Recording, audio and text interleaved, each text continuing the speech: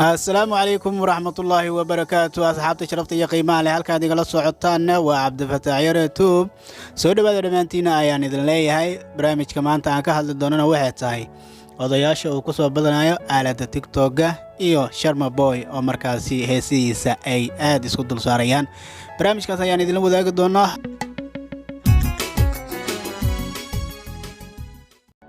baraha bulshada ayaa baryahanba aad looga cabanayay walow ay dhalinyarta ragga iyo dumarka iskugu jiraan lagu dhihi jiray ama aaladda ay ku dhaxwaysteen balse baryahani waxa isa soo taraya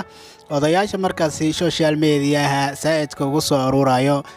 una dhaqmaayo sidii markaasi dhalinyarta ay u dhaqmayeen runtii waxaan ognahay dabacaseer inuu ku jiro dadka bilaabay ama odayaasha bilaaba markaasi in meediyaha qabsado dabacaseerna aad ayaan u naqaanaa dhanka maamooyinkana maamo milyuun ayaa hogaaminaysa laakiin waxaa moodaa baryahan in dabacaseerba booska laga saari rabo oo booska lagala bixi doono waxaan horey u aragnay aabba Soomaaliyeed oo isa soo dul saaray hees uu leeyahay Sharma Boy kadibna video ku soo xijiyay una sheegay dhalinyarta markaasi in markaasi wixii wanaag ah la sameeyo aysan saaid u fiirsanin ama aysan saaid u love gareenin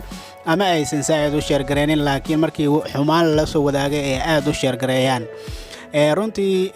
aabbaha Soomaaliyeed dhalinyarta wuxuu u sheegay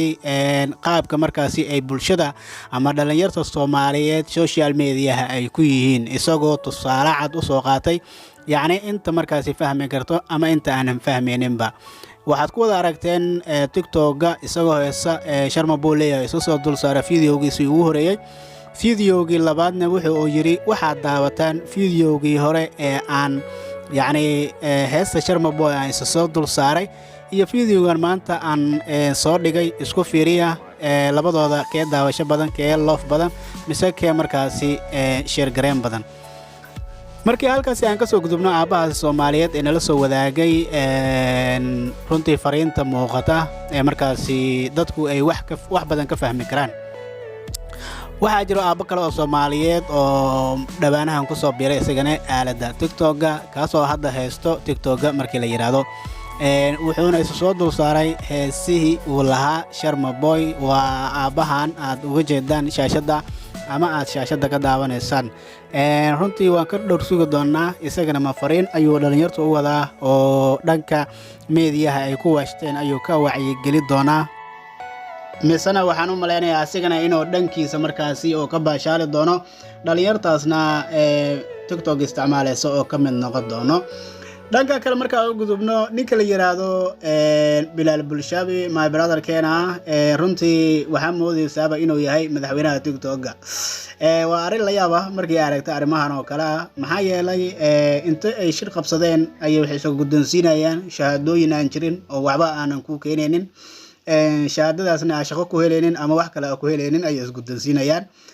maantana waxa keenaba in markaasi ay shir qabsadaan oo markaasi yiraahdo aniga madaxweynenimada wili waa hayaa la igama qaadi karo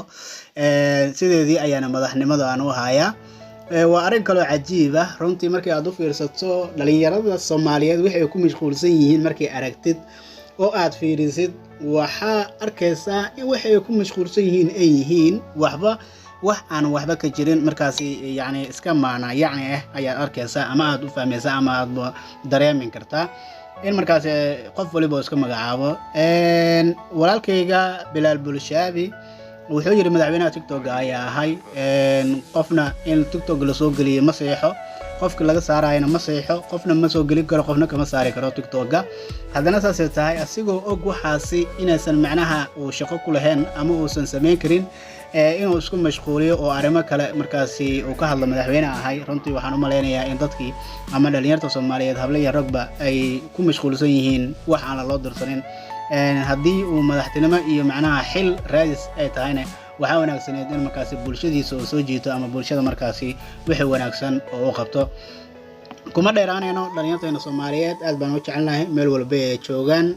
leeyahay qayaaliga iyo waxaanan markaasi adiga waqti kaaga baxayo yani waxna aan ka qaban kareen inaad isku mashquuliso aad baa loogu fiican yahay السلام عليكم ورحمة الله تعالى وبركاته. دمان رر تيك توك وحن وشيغايا إن أنيغا عن هاي ولي مدحويني تيك توك وعلى شيغايا إن دورشوين عن لو قلين لو قبطي إن برتا أما أبليكيشن كإنستغرام كأينتا شرع الدر وأنا فرقليش شيء وحن وشيغايا دمان رر تيك توك إن أنيغا عن هاي مدحويني حقها حرتا هاي مدحتويدا ولي كجرو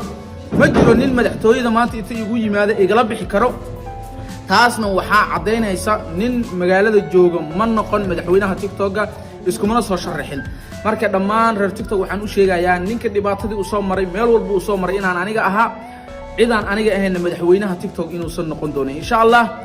waxaan idin soo wadaa barnaamijyo waaweyn haddii alla idmo idinka faa'iido idin ah annagana faa'iido inoo ah ka faa'iideysta madaxweynaha TikTokna waa aniga okay halkaas markii aan ka gudbana waxaan gali doonaa markaas isagana boqorkii sheegtay inuu yahay boqorkii TikTok Allah ayaa boqora sidoo asiga hore u sheegay dad badan ayaa waxay ku yiraahdeen boqor ayaa sheeganaysa yaani community uu soo qoray laakiin uu ka jawaabay wuxuu yiri boqor waa Allah waa sax boqor waa Allah kasoo ayuu sheeganayaa inuu yahay macnaha boqor oo markaas loo caana shubay ama lagu caana shubay saddex baaldiyo caanaha oo barax ah ayaa ninkaasi boqorka TikTok looga dhigay waxaa u leedahay dhalinyarta in markaasi ay iska xil jecel yihiin Soomaalida dhamaantooda meel walba ay joogaan idin leeyahay dhalinyarada Soomaaliyeed meel walba ay joogtaan waxaana waa media qadka ayuu ka bixi karaa ama meesha joogtid ayaa laga xiri karaa marka meel abrid tala ka bilaado ma leh hadii aad maanta isku mashquuliso waxaan adiga dan ka soo galeynaa ama markaasi dan kugu jirin waxaan leeyahay danihiina ka fiirsada idinkoo markaasi social media ku jira dhanka kale markii aan u gudubno nahay hableena Soomaaliyeed waxa la leeyahay hana dhibsanina mar walba hadaan idinka hadalno oo aan dhaano astura hadaan idin dhaano ha u arkina wax markaasi idinka ragga Soomaaliyeed idin abuse gareynayaan ama wadaadada markaasi hablaha inaysan حقوق مركزي أنا سينين يعني قبلنا هذا وحوجد إن مركزي مركي كاميرا بلابن يسبب قبصار كهري كرؤسي قاعد يسبب قبصار كحاوي كدل مرنة سو يعني كدل مرنة سو حق سره waxaa ajaayib marka arimahan oo kale marka ka hadashid ama marka qof ama gabar Soomaaliya marka walaal waxaan sameeynin iyada inta isku jawaabinaba dad kale waxay ku soo jawaabaa dad kale qoraal ku soo qorayo ku leeyihiin يعني محاو أبيوز جرينسا أما محا سيدا الله هاي حرية دا يدا أسكالي أدا سامواي يعني قفك الصح حرية دا أسكالي أسكالي لكن يعني دي شيء يا دمرو رقم أنت دي كل رجلنا إن أسخاب السان أو كلها يكيف جوين كواشدون تاي كسول أوف جرينا أم كسوف لو جرينا يا هم ملين شعله كو قبان إنه كوف لو جرينا يان gabar walaashiisa maanta mar raba nin raga inay meeshan ka soo muuqato videos ka soo duubto ayadoo qaaban ma jecleysanayo mana rabiyo laakiin wuxuu ku qanacsan yahay gabar kale wiil la dhalatay in uu daawado iyadoo qaaban ama iyada markaas uu ka dalbado in markaas uu dhaho yani waxa sameeyay waa ku saxan tahay xumaantu inuu ku dhaho waa ku saxan tahay haddii aad run sheegaysid gurihiina waxa joogan gabdha idin la dhashtay waxa ku tiraahdaa social media gal waxyaabahaas way wanaagsan yihiin samee laakiin ha ku dhiirgelin gabdhaha kale ee Soomaaliyeed ee walaalahaaga haddaysan hooyada iyo aabaha dhalin waa gabdho kale oo kula dhashtay oo walaalahaaga oo kala intaasi ayaan markaasi ku soo afmeeri doonaa ama aan ku soo gabagabay doonaa arin kale oo waxa jirtay in laga hadlo mudan runtii arintaasna mar kale ayaan ka hadli doonaa insha Allah haddii waa loodmo kaga tagaya assalaamu calaykum waraxmatullaahi wabarakaatuh waxaan leeyahay meel walba joogtaan bashbash baraara salaama